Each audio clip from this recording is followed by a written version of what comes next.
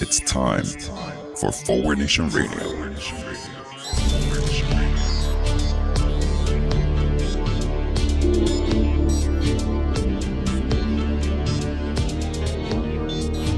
Now here he is, the host of Forward Nation Radio, David Leventhal. A new academic study is released that pierces the narrative that Trump supporters are basically lower-class blue-collar workers looking for economic opportunity. And in fact indicates that Hillary Rodham Clinton's big mistake in the presidential campaign may have been making her basket too small. This is Forward Nation Radio, and I'm David Leventhal. Thank you for joining us this week. On today's show, we're going to talk about foreign affairs. Yes, they still exist. Not those affairs, actual foreign affairs. We're going to have Swamp Watch Russia edition, and time permitting, talk a little bit more about the tax bill. But first, we're going to start off with the big, breaking, exciting news of the week. A comedian did a stand-up routine to a bunch of jackasses. That apparently is the story of the week. Really? I can't believe we're talking about performance at the Correspondents Club dinner. Meanwhile, we are, and there's actually a lot to talk about that relates to stuff that we have talked about a lot on this show. First of all, kudos to Michelle Wolf. Good for you. Well done. The first thing that needs to be pointed out, I suppose, with her performance is, wow, what a tough room. A comedian going to do a performance in that kind of a room, you got to take your hat off. These are a huge audience of people that most of the time you got the sense they were all Trump clones in that, as James Comey put it, they don't seem to have the ability to laugh. Some of her jokes fell flat. Some of her jokes were aimed at their expense, so you can understand why they might not have been laughing heartily at such jokes. But some of her jokes weren't at their expense, and most of the time they still didn't seem to manage to laugh. Meanwhile, a lot of the jokes were funny. What do we take out of this story and what's all the hubbub that has arisen since this comedy routine was given? The media narrative. Nasty liberals. Liberals are so nasty, they're so mean, they're so condescending, they're so inappropriate. This is a narrative that comes out of nowhere, but it seems to be a common media narrative. Like, for instance, when a student of mine came into class on Monday morning, a good student, very informed, reads a lot, came in and said, what did you think about her performance at the Correspondents Club dinner? And I said, I haven't seen it. I just started reading stuff about it, but I really haven't given it any thought yet. He said some positive things and said, but the stuff with the appearances, making fun of Sarah the Huckster's appearance, that crossed the line. That was inappropriate. And I said, we're not big on body shaming or making jokes about people's appearances on the show. But it turns out that never happened. She didn't make fun of Sarah the Huckster's appearance. And any effort to try to make that connection was absurd. And as Michelle Wolf has pointed out afterwards, demonstrates bias on the part of the viewer, not on her part. Maybe some sexism on the part of the viewer and not on her part. And yet the narrative was so strong that a lot of people were buying into this making fun of the appearance. No less than New York Times reporter Maggie Haberman famously posted on Twitter how inappropriate this was to make fun of her appearance. Now, Maggie Haberman has done a great job breaking big stories over the last few months regarding the Trump administration. So why'd she blow this one? As a lot of people did. Well, that was the narrative. We might say that we're above this. We might say that we're smart enough that the propaganda doesn't affect us, but it affects us all. When we keep hearing the same crap over and over again, it creates the narrative and it changes our way of thinking. This has resulted in rallying cries to defend the huckster. Seriously? Defend the huckster? A comedian being inappropriate is the story of the week? Not this lying sack of shit having a job where she just lies to the country all the time?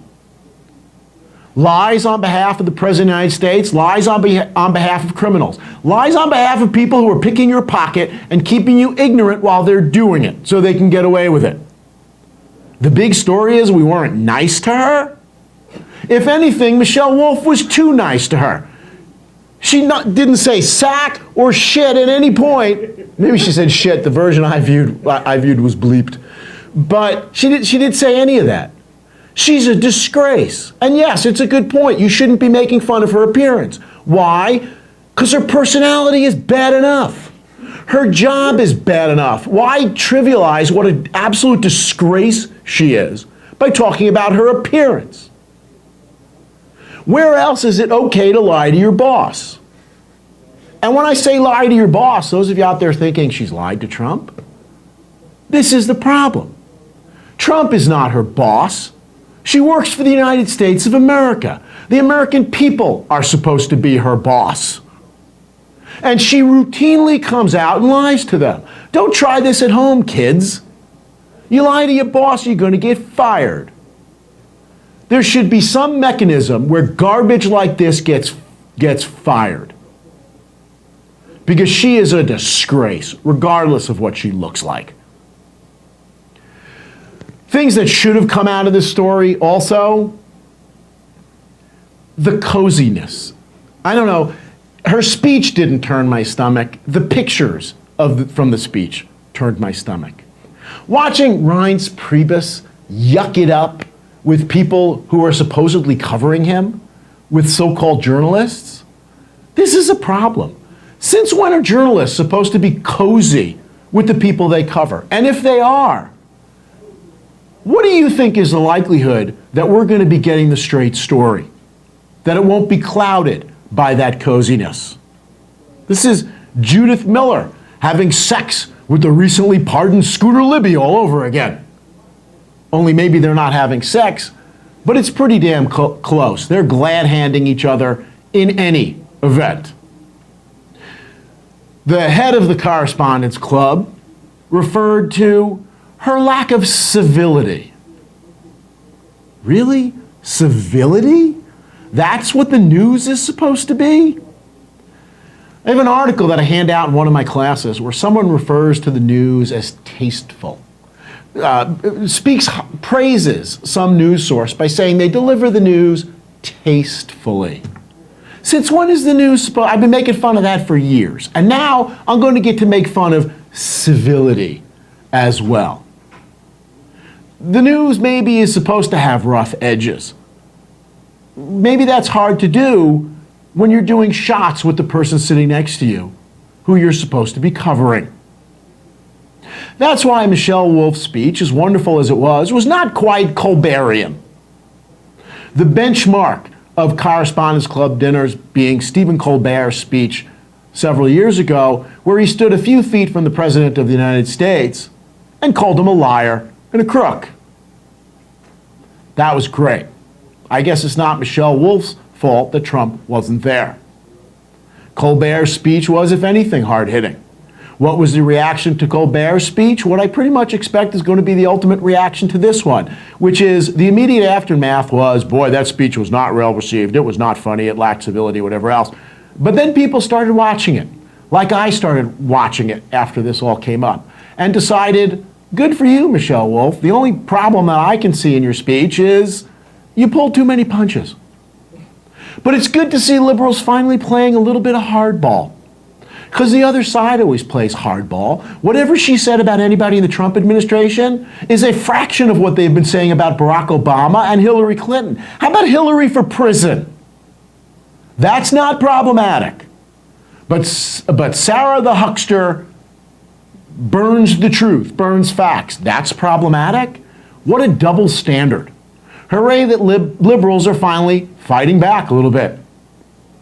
Did you get a chance to watch last week's show? I hope that you did. We are very happy to have presented a conversation with New York Times op-ed columnist Gail Collins. I've been spending a lot of time in the intervening week thinking about a lot of our discussion, which is what a good journalist like Ms. Collins does. But one of the things that particularly stands out right now is our discussion, brief though it was, about how liberals tend to appeal to people through laughter, Michelle Wolf, whereas conservatives tend to appeal through outrage and anger. Boy, are we seeing this in spades right now. Everybody should be happy right now. Liberals got a funny, mostly funny speech that rightly skewered the people it deserved to skewer, and conservatives get to be outraged over nothing, anything, whatever. They get to be outraged. Everybody goes home a winner. But I've also thought about the impact of this. You know, laughter doesn't necessarily make you show up at the polls. Anger and fear do make you show up at the polls.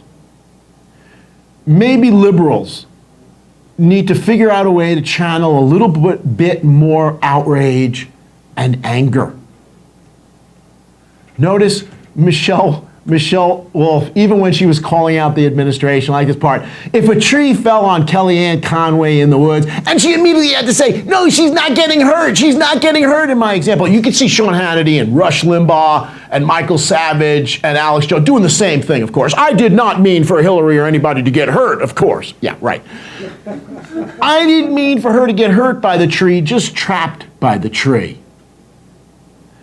Kellyanne Conway, along with Sarah the Huckster, there is a special place in hell, I hope, reserved for this human trash. They are swamp dwellers. They are rats. They are evil scum.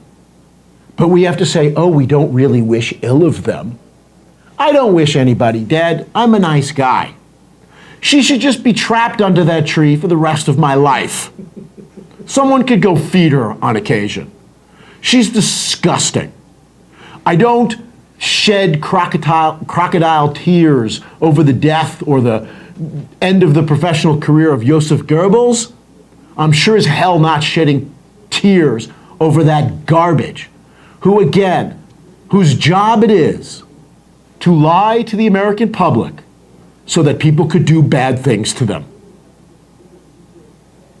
Anyway, ending this media narrative on a high note and a light note. When Fox and Friends actually becomes a go-to news source, these are indeed interesting times. The funniest story of the week has to be moron number one, or was it moron number three? I don't remember. Cutting off the President of the United States on Fox and Friends. It was number three? It was moron number three. Cutting off the President of the United States on Fox and Friends with a very not so subtle, Mr. President, you may have nothing to do with your day. We do. We actually have something better to do. Don't you need to go elsewhere?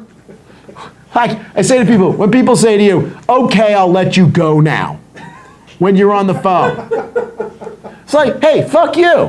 What, did I say I want to go? Am I rushing to get out of here? Don't give me this shit you're letting me go. Don't blame it on me that I'm getting out of this conversation. You're the one who's ending the conversation. Take credit for it.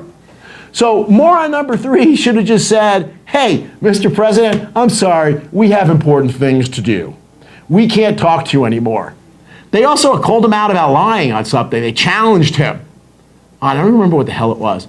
It's been a while ago. But they're like, Mr. President, you know, I'm not sure really that that's true, which is, of course, real journalism from Fox and Friends. They cut him off because they had better places to be. And then they went to, what was it? It was like a home and garden segment or something. I mean, something ridiculous. I'm sorry, Mr. President, we have really important matters to get to. Do you have termites? Actually, no, termites would be important. I'm sorry. What they did was way more trivial than that. Anyway, beware of the media narrative. And make sure you make your own decisions. Really is it remarkable when you read somebody else tell you about what somebody said or what somebody did. Unless it's me, you have reasons to be concerned. Okay, I was just kidding. Even if it's me, you shouldn't take us at face value. Anyway, let's move on to foreign affairs, because right now they still kind of exist for America, at least for a little while. Again, not the peeing on the bed type, but actual foreign affairs, things that are happening in the world. Let's start with Iran, because we're apparently about to rip up the nuclear agreement with Iran, something that intelligent people around the world have said, wow, great job. But Trump, playing to his base, had to attack it because, after all, the black guy did it. So here we are with Trump, going to tear up the Iran agreement, the nuclear agreement, despite the fact that the president of, I don't know, just about everywhere is trying to trick him into not doing it. When I say just about everywhere, of course, I'm excluding Israel. Its right-wing president actually comes in with a slideshow presentation with graphs and pictures. He knows how to appeal to Trump. They all know how to play this man. And he talks about these important documents that demonstrate that Iran is not trustworthy. Okay, it turns out those documents are older than most of my viewers, but still, it's important stuff to come out with these documents, apparently. Iran is so evil that they were violating the nuclear agreement years before it even existed. That's how evil these sons of bitches are. They are creative scum. What is the new news on this one? There's no new news on this one. We've known all this crap. Gee, imagine Iran lied about its nuclear program. Who would lie about its nuclear program? Israel. What does that even mean? There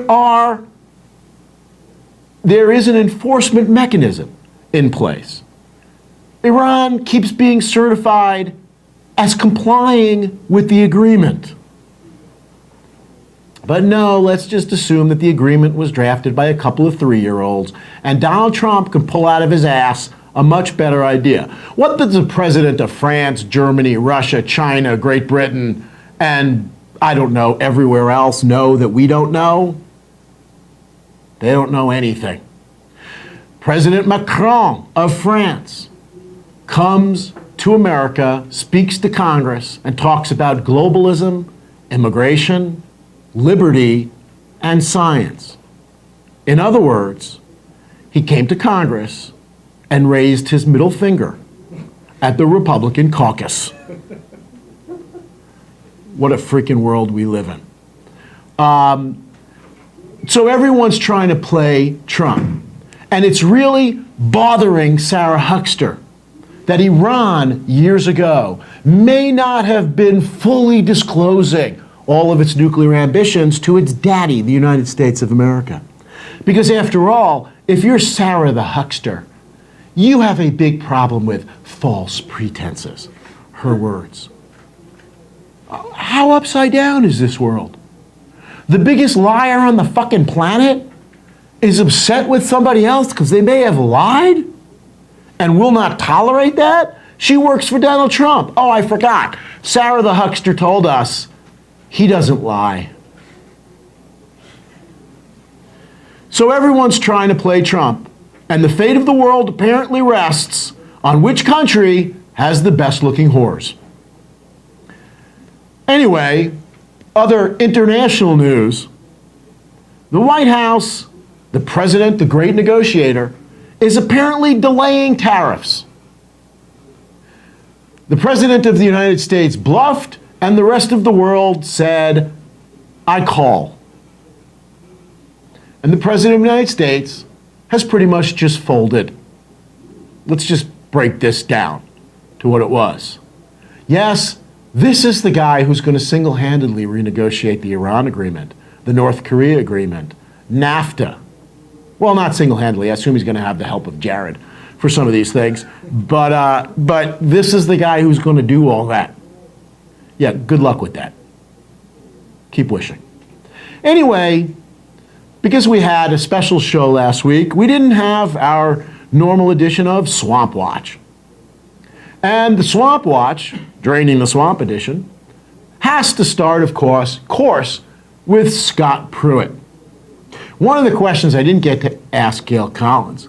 Months ago, Gail Collins, in one of her quizzes on who is the worst Trump cabinet official, named Scott Pruitt. And what I wanted to ask Gail Collins was, do you wish you had that one back? Do you think you kind of jumped the gun on that one? Because, man, that guy really has to win again. Scott Pruitt is testifying in front of Congress about the fact that he's incredibly corrupt. But that's okay. His underlings are at fault. It's not his fault. Blame it on the little guy. The buck in Republican circles stops somewhere 1 or 2 or 3 floors down. You're looking for the buck, it's downstairs somewhere. It's not his fault. It's his underlings. And the Republicans have a real problem here, because he's an absolute crook. But he's done so much to destroy the environment. How do you get rid of a prize like that? How do you get rid of a jewel who's done so much to advance the GOP agenda of dismantling the environment so rich scumbags can have a little bit more? Do you remember when waste used to matter to the Republican Party? Remember that? When government waste used to matter? Do you remember the Obama administration? The guy took a trip to India and they had to make up all over the conservative media sphere how much money he was wasting on his trip to India. It turns out they did have to make it up because he didn't waste money on his trip to India. But now that you've got actual crooks running our government, where's Fox News on this? Where are the Republicans on this? I know, I've said it a million times, I'm almost embarrassed. Okay, the Republicans are hypocrites, they're full of shit, they don't believe in anything, they're all out for themselves. Okay, yeah, that's pretty much it. We keep doing that every week, and that's pretty much clear that's what's going on. But that was earlier in the week. Now it's coming out that Scott Pruitt also brought a lobbyist friend of his to Morocco. Nobody can understand why the hell the head of the EPA is bringing lobbyist friends and meeting with important people in Morocco. Well, it's to get his friend a huge contract, of course. The question for the rest of us, of course, is what did Morocco get through all this self-dealing of Trump administration people? Before I move off of Swamp Watch, Missouri Governor Eric Greitens, his prosecution has begun.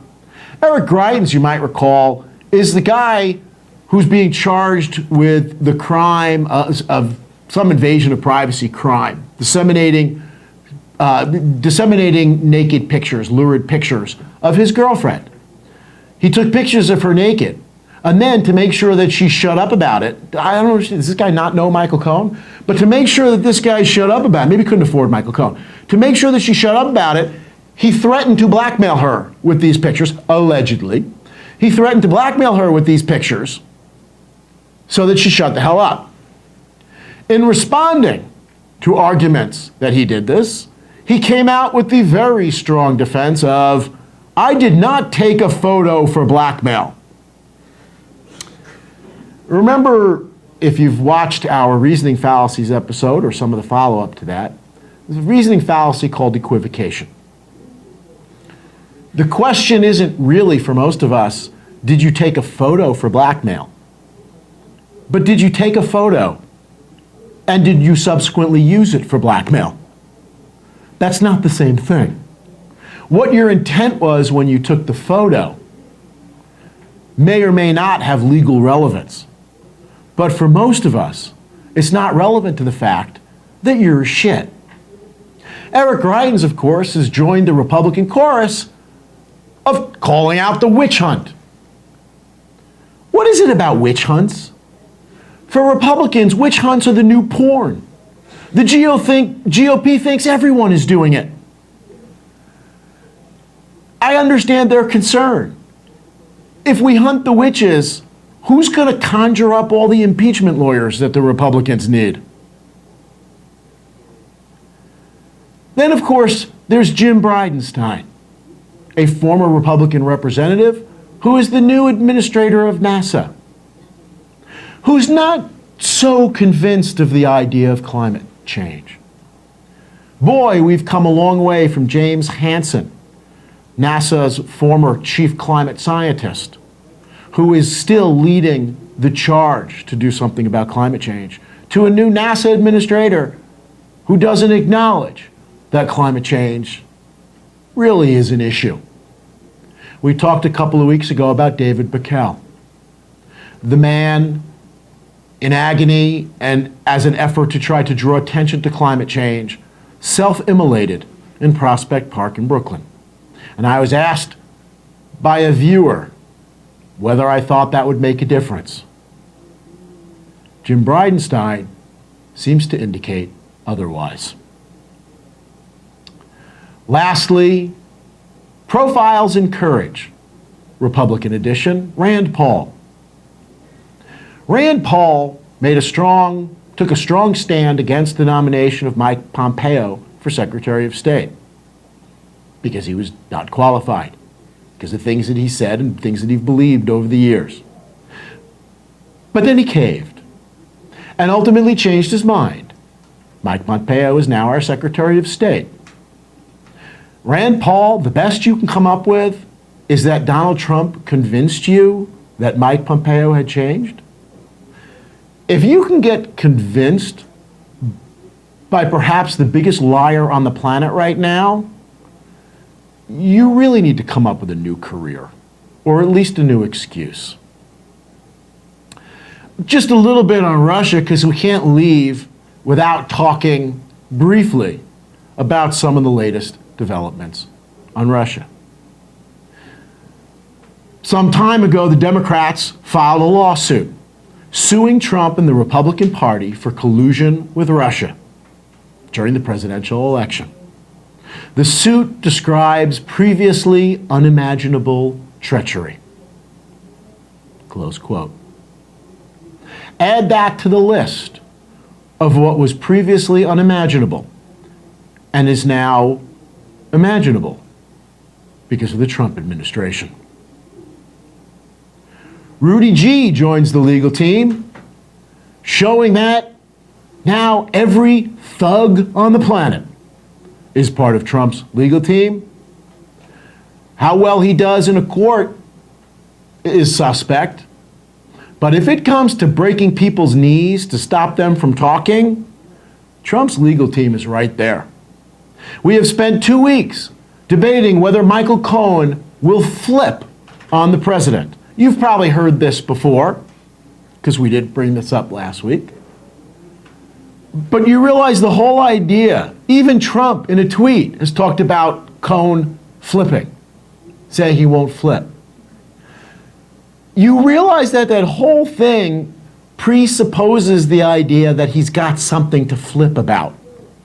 People who are innocent aren't worried about people who know them flipping on them. The mob is worried about Sammy the Bull. I'm not. I mean, does somebody just come out and say, the guy, I mean, does anybody look at what he says? He's still got his supporters saying he did nothing wrong. But he keeps admitting to stuff he did wrong. The media. Okay? Admitting to what he did wrong, this is going to get real entertaining real soon. Because, of course, the latest story breaking over the last day or two is a bunch of the questions that Robert Mueller, the special counsel, plans to ask Trump in the I don't care what anybody says, ridiculously unlikely event that Trump actually shows up to answer questions. I know the media narrative is Trump really wants to do this and all his lawyers are quitting because they can't talk him out of it. I don't even believe that. It makes a convenient story. This guy is a pathological liar and a crook. He can't talk to the special counsel. There is no way that can end well for him. The questions that have leaked out, not really Mueller's questions, questions written by one of Trump's attorneys, based on discussions with Robert Mueller, seem to indicate that Mueller has this guy by the balls on a whole lot of different issues, a range of issues that in fact this investigation is running along lots of different tracks at the same time. And those tracks in every direction are leading to a constitutional crisis. That crisis may be precipitated by the Republicans who leaked their own memo talking about impeaching Rod Rosenstein so they can put someone in who can fire Mueller. It may be precipitated by the president ignoring a subpoena to speak to the special counsel. But it is coming. It may be precipitated by a president who can't be put out of office but gets indicted for lots of crimes. But it's coming. And it's coming because we have one political party in this country that has absolutely no interest in democracy, the rule of law, justice, fairness, or any concept of decency. Speaking of which, not enough time today to talk about the tax bill. We'll have to come back to that on a future show as more information continues to come out about how unbelievably awful that is. What a surprise that is. Anyway, thank you for joining us on today's show. We're glad you were able to make it. Like looking forward, go to forwardnationradio.com. That's forwardnationradio.com and get the full experience. You'll see the video from this and every episode there and on our YouTube channel as well. Please subscribe to us on YouTube. If you don't know how to do that, ask your son, daughter, or granddaughter how to do that. Please do subscribe to us. Get your friends to subscribe to us. Don't miss our next podcast on podbean.com. If you love what you heard, like us on Facebook. Why are you going on Facebook? But you are. Please like us there while you're there. Subscribe to our YouTube channel. Tell your friends. Spread the word. Forward Nation Radio. Thank you. See you next week.